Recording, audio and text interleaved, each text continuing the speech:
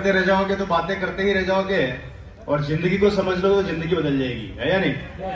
और मेरा ऐसा मानना है दुनिया में दो चीजें कभी नहीं रुकती, ऊपर भी खाली है, अगर कुछ लोग खड़े तो स्टेज पर आ सकते हैं, बीच में भी कुछ सीटें खाली है, अपनी अपनी जगह देखो और फटाक से पकड़ लो। लड़ाई सीट की है, लड़ाई किसकी है? कोई अपनी सीट छोड़ना नहीं चाहता। छोड़ना चाहता है क्या? एक राजनेता अपनी सीट नहीं छोड़ना चाहता, एक फिल्म स्टार अपनी सीट नहीं छोड़ना चाहता, एक पॉलिटिशियन अपनी सीट नहीं छोड़ना चाहता, पर मैं तो छोड़ना चाहता हूं। कोई ले तो सही।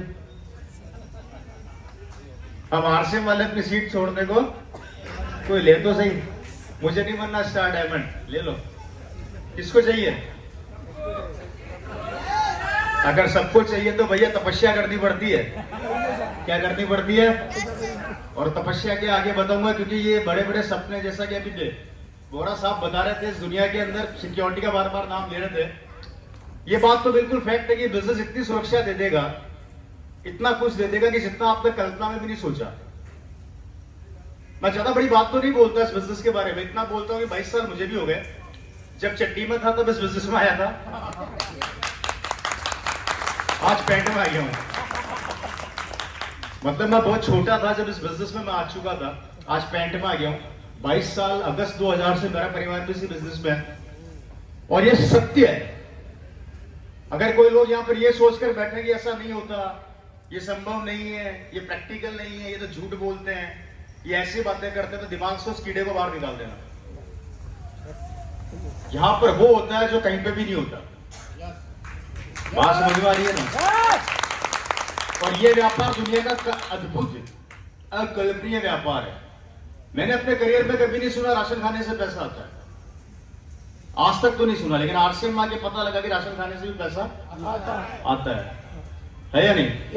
तो ये एक अद्भुत बिजनेस है, और अद्भुत बिजनेस इसलिए है क्योंकि दोस्तों, अगर इस बिजनेस को आपने दिल से अपना लिया तो ये बिजनेस आपको दिल से अपना लेगा। लेकिन अगर आपने इस बिजनेस को दिल से नहीं अपनाया, आप पूरी जिंदगी भागते रह जाना, कुछ नहीं मिलने वाला। हम क्या करते हैं, सबसे बड़ी गलती पता है क्या करते हैं? इस बिजनेस को ज्वाइन करते हैं, समझते नहीं है।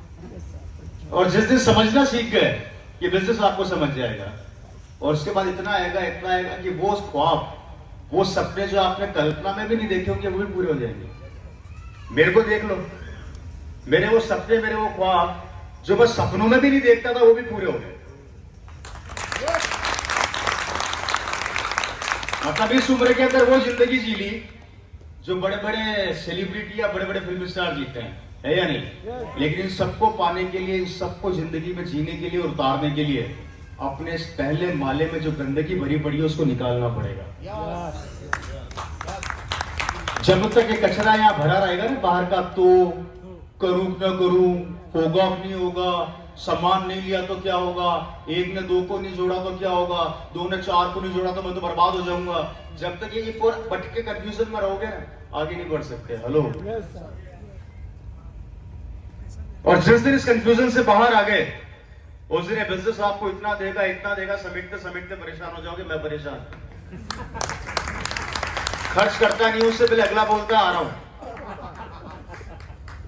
समझ रहे हो मेरी बात? लेकिन उस लाइफ में आने के लिए आपको बहुत चीज समझनी पड़ेगी। मैं थोड़ा समझाने का प्रयास करता हूं। लाइफ क्या है, व्हाट इज जिंदगी? आप सब ईमानदारी से बताइए, जब छोटे थे तो सपने बड़े थे कि नहीं बड़े थे हमारे? जब हम छोटे थे तो हमारे ड्रीम बहुत बड़े बड़े हुआ करते थे, लेकिन हम जैसे जैसे बड़े होते गए वैसे वैसे हमारे सपने छोटे हो गए कि नहीं हुए?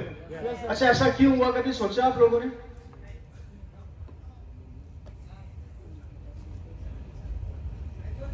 क्यों नहीं सोचा? क्या मेरे को आज भी याद है, मैं छोटा था तो मेरे सपने थे मेरे पास गाड़ी होगी, बंगला होगा, बैंक बैलेंस होगा, मैं विदेशों की यात्रा करूंगा, अपने माँ बाप को विदेश लेके जाऊंगा, 4 धाम की यात्रा करूंगा। लेकिन जैसे जैसे मैं उम्र के साथ बड़ा होता गया तो मुझे पता लगा कि इस हिंदुस्तान के अंदर मैं अकेला नहीं दौड़ रहा, 140 करोड़ लोग दौड़ रहे हैं। कितने? 140 करोड़। और जब ये बात समझ में आई कि 140 करोड़ लोग दौड़ रहे हैं, तो एक चीज समझ में आ गई, अपना नंबर आने वाला नहीं है। इस कारण से हम में से बहुत से लोगों के सपने छोटे हो गए, खत्म हो गए। सही कह रहा हूं, गलत कह रहा हूं? और जिंदगी कहां पर आ गई? समझौता करने वाली। कहां पर आ गई? मेरी हर एक बात को ध्यान से सुनना और समझने का प्रयास करना। सुन के समझोगे तो जिंदगी बदल जाएगी, और दोनों काम में लोगे तो वहीं के वहीं रह जाओगे। Right sir? अब लाइफ क्या, व्हाट इज लाइफ? मैं अक्सर एक बात मीटिंगों में समझाया करता हूं, बोला करता हूं, आज कंपटीशन कितना खतरनाक हो गया है।